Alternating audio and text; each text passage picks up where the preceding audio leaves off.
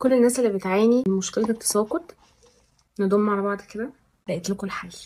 الاختراع ده من نتافيز، ومن أهم المواد الفعالة اللي موجودة فيه الترايكوجين VAG، واللي ما يعرفش دي مادة طبيعية 100%، وفيها حوالي 14 مكون فعال، واللي بتحفز على نمو الشعر، وكمان بتزود الأكسجين اللي واصل ببصيلات الشعر عشان يخليها تنمو أسرع. أول حاجة هو سبراي خفيف جدا، مش بيزيد بقى زي الزيوت ونقعد بقى في قصة ونقعد نسيبه على شعرنا 5 ساعات وبعد كده نغسل شعرنا.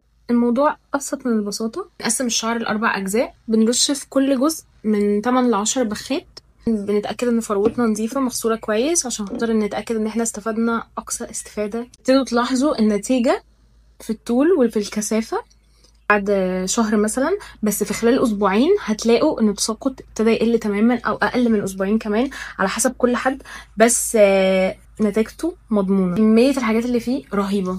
هو مش بيعالج مشكلة التساقط، هو بيعالج المشكلة اللي مسببة تساقط، يعني بيحل المشكلة اللي سببت التساقط نفسه. الإزازة هتقعد معاكي حوالي 3 شهور مثلا، فخدوا نصيحتي وما تراجعوش ورايا. انا طلبته من على ويب سايت سمسم وجالي بعد يومين تقريبا، يعني طلبته مثلا النهارده جالي بعد بكره الصبح. بجد مش هتندموا، السعر مقابل القيمه ولا حاجه.